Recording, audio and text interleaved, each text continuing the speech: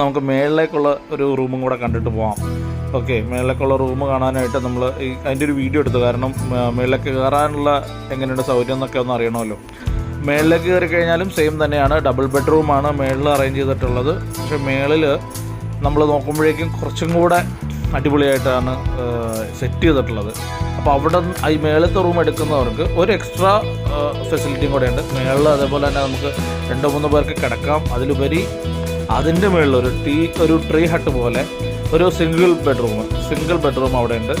ഒരു ഫാനൊക്കെ അതിൻ്റെ അകത്തുണ്ടായിരുന്നു. ഓക്കെ, അവിടെ നിന്ന് കഴിഞ്ഞാൽ നമുക്ക് മേളിലേക്കുള്ള വ്യൂ കാണാൻ പറ്റും. ഈ ഒരു വെള്ളച്ചാട്ടം കുറച്ചും കൂടെ വേറൊരു ടൈപ്പ് വ്യൂ. ഓക്കെ, അപ്പോൾ ഇതാണ് മേളത്തെ റൂമിൻ്റെ അവസ്ഥ. അങ്ങനെ നമ്മൾ ആ റൂമിൽ നിന്ന് താഴത്തേക്ക് ഇറങ്ങി. അത്യാവശ്യം ഒരു 5-6 പേർക്ക്, ബാച്ചിലേഴ്സിന് മാത്രമേ ഇവിടെ താമസിക്കാൻ പറ്റുള്ളൂ. കാരണം ഈ മേളിൽ ഇതുവരെ ടോയ്ലറ്റ് ആക്കിയിട്ടില്ല. അതിൻ്റെ ടോയ്ലറ്റ് താഴെ ആയിരിക്കും.